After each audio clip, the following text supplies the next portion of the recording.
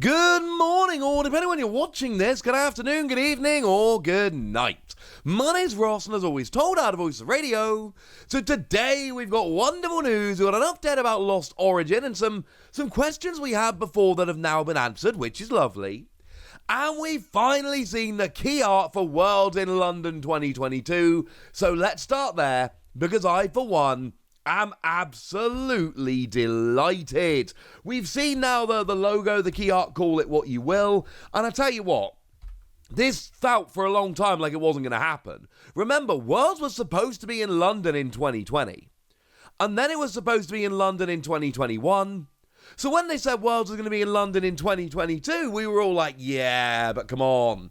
That was supposed to be the case the last couple years. The World didn't allow it. Well, we're less than 2 months away, and it certainly looks like the World is going to allow it this time.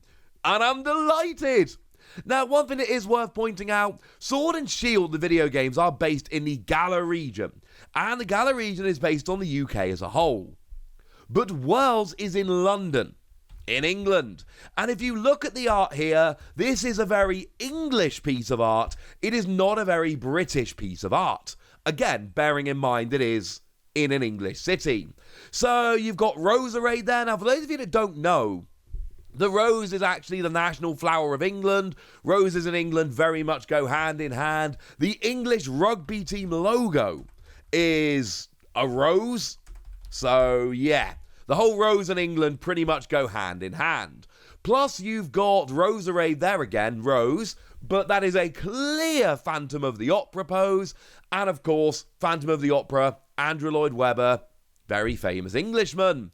And you've got Sobble there holding an umbrella. You've got the stereotypical image of the Englishman holding the umbrella. You've got Beefeater Pikachu, which is kind of awesome, again, holding roses, to be expected. You've got punk posters there in the background. Now, there's actually two different bits of art they've released. There's the one with no background and the one with the background. So the one with the background, you can see those punk-style music posters. Of course, punk was a genre that started in England. And then, of course, you've got all of those iconic English buildings, the Shard and Big Ben and the bridges and the Gherkin, all of that good stuff. It's all there.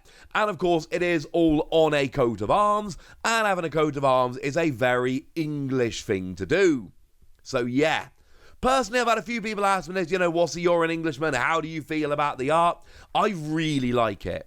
The main criticism I've seen is that it doesn't necessarily read London that clearly unless you know what it says with all the Pokemon at the bottom. I don't really care. I like it. I think having Sinistea there, cup of tea, clearly a good idea. Having Stonejourner there with the whole Stonehenge thing, clearly a good idea. I'm not a Roserade fan personally, but I understand why Roserade made perfect sense to go on here. Yeah, this is really, really good. But there's more information, and this is actually really, really important. So it says the 4-day event hosts 5 individual competitions, as well as plenty of fun activities for spectators, which does incidentally confirm the spectators will be there. There was a question, we're expecting more competitors this year because of the slightly longer qualification period, I think, all in all. I could be wrong about that. But we're expecting a lot of competitors, and of course there are more games. And there was a question as to whether maybe competitors wouldn't be allowed. Not the case, they totally are. The 2022 Pokémon World Championships are just around the corner, taking place August the 18th to the 21st at the Excel London Event Centre. For anyone's wondering, the European International Championships was held there for the first 2 years, so if you've been to EUIC in London, it's the same place. The world's best Pokémon TCG, Pokémon Sword and Pokémon Shield, Pokémon Go, Pokémon Tournament DX, and Pokémon Unite players will gather to compete for the prestigious Pokémon World Champion title, more than $500,000 in prizes, and return invitations for next year's World competitions. Except for Pokémon, we know that Pokémon is not happening next year, so I understand why they didn't write that in, because that would have been kind of clumsy to word, but do remember when it says next year's competitions, that doesn't include Pokémon Tournament. This is the swan song year of Pokémon. Boo, etc. Keep an eye out for the forthcoming list of players who will advance to compete in London. And I suppose it is worth pointing out that they did sneakily confirm there that Worlds is going to be happening next year. Yeah, I mean, that was also kind of a given because of the whole Pokemon's crushing it lately. This year, for the first time, this is huge, Pokemon fans who are planning to shop at the pop-up Pokemon Center at Worlds must schedule a reservation. Tickets to shop will be available starting July the 18th. Shopping appointments will likely be claimed quickly, so don't miss your opportunity to shop for exclusive merchandise. Stay tuned for additional information about where to make your reservation. When that information is made available, I may make a video and pop it in there. I may put it out on Twitter. But I'm either going to put it out on Twitter or put it in a video, which I then tweet out about. So either way, I think it's fair to say, follow me on Twitter at the Watty if you haven't already. Remember a couple of years ago, the Pokemon Center London did open up, and it was ridiculous. Within a couple of days, they were closing the queue before the store opened because before the store opened, there were too many people queuing than would actually be able to fit in the shop before it closed. That's how busy it got. Clearly, they want to try and avoid a repeat of that this year, so they're trying to make sure that they don't have an absolutely ridiculous queue. And to be fair, the Pokemon Center at Worlds, there always is a huge queue, so I absolutely love this. I'm terrified I'm not going to be able to get a ticket to go and shop there, but I'm hoping it won't be a huge issue. So we've seen the art and we've had confirmation about shopping, and that is awesome. Speaking of shopping, the Ultra Pro binders have gone and been revealed, and like we suspected, they're back to being good again. Remember the binders for Astral Radiance were... Look, I'm just going to be honest, they were rubbish. They were absolutely rubbish. They were the worst binders, artwork-wise, I have literally ever seen. They were just rubbish. They were exactly the same, the 9 and the 4 pocket, and it was literally just generic background with stock artwork of the first partner Pokemon from Legends Arceus. They were terrible. Usually, they have the artwork from the booster packs, and that's what's happening here. The 9 pocket portfolio has the Giratina art on the front and the Shining Gardevoir on the back.